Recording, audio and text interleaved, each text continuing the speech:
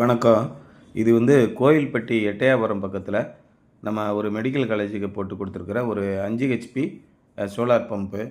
இது இந்த கம்மாயில இருந்து தண்ணி சேகரமா கிடைக்குது. குட்டை மாரி இருக்கு.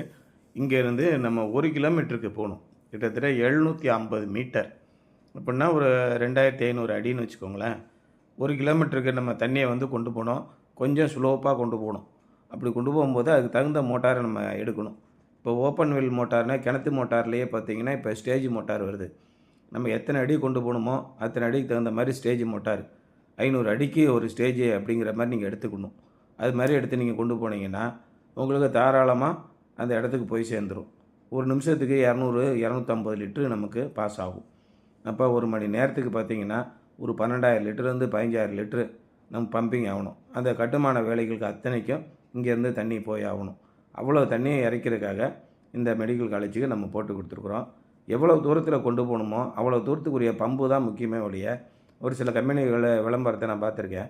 அவங்க என்ன சொல்கிறாங்கன்னா, நாங்கள் 1 கிலோமீட்டர் ஆனாலும் தண்ணியை கொண்டு போவோம் அப்படின்னு சொல்லி சொல்கிறாங்க. சோலாருக்கும் எத்தனை கிலோமீட்டர் தண்ணி போகுது அப்படிங்கிறதுக்கும் சம்மந்தமே இல்லை. அதை நம்ம அடிப்படையாக புரிஞ்சுக்கணும். 5 ஹெச்பி மோட்டாருக்கு நம்ம சோலார் போட்டு கொடுக்குறோம்னா, நம்ம மின்சாரத்தை உற்பத்தி பண்ணி தான் கொடுக்குறோமே ஒழிய, மோட்டாரெல்லாம் ஒன்றும் பண்ணுறதில்ல. நீங்கள் எந்த மோட்டார் கொடுத்தாலும் அந்த 5 ஹெச்பி சோலார் பேனலில் ஓடும். 500 அடிக்கு போர் போட்டிருக்கீங்க. அந்த 500 அடிக்கு ஒரு 5 ஹெச்பி மோட்டாரை இறக்கி விடணும். இதே சோலார் பேனலில் அந்த 5 ஹெச்பி 500 அடிக்கு ஓடும். இதே இதில் நீங்கள் 700 அடிக்கு ஒரு 5 ஹெச்பி மோட்டார் போடுறீங்க. 1 இன்ச்சு தண்ணி வருதுங்க, எனக்கு போதும் அப்படிங்கிறீங்க. இதே 5 ஹெச்பி செட்டப்பில் அந்த மோட்டார் இறக்கி ஓட்டலாம். இப்போ நம்ம கிணத்து மோட்டார் இருக்குது. நீங்கள் இந்த கிணத்து மோட்டாரை 5 ஹெச்பி போடணும், எனக்கு 35 அடியில் வைக்கணும், தாராளமாக வைக்கலாம். மோட்டாருக்கும் இந்த சோலாருக்கும் தான் சம்மந்தமே ஒழிய பம்புக்கு சம்மந்தம் இல்லை. பம்பு தான் ஸ்டேஜ் மாறும். இப்போ இங்கே நம்ம 750 மீட்டருக்கு நம்ம கொண்டு போகிறோம் 1 கிலோமீட்டருக்குன்னா 3 ஸ்டேஜ் பம்பு கொடுத்துருக்குறோம். இந்த ஓப்பன் வெல்ல கிணத்து மோட்டாரில் 3 ஸ்டேஜ் பம்பு.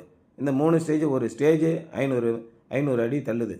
அப்போ பார்த்தீங்கன்னா ஆட்டோமேட்டிக்காக அங்கே போயிடும். நம்ம கிடைமட்டமாக இருக்கிறதுனால எவ்வளோ தூரம்னாலும் அது ஆட்டோமேட்டிக்காக கொண்டு போய் சேர்த்துருது. அந்த ப்ரெஷரை கொண்டு போய் சேர்க்கறது தான் பம்போட வேலை. அப்போ இதை விட்டுவிட்டு நான் பிரமாதமான சோலார் சிஸ்டம் போட்டு கொடுத்துருக்கேன், உங்களுக்கு 1 கிலோமீட்டர் தள்ளும் அப்படின்னு சொன்னோம்னா அது பொய். அது கிடையாது.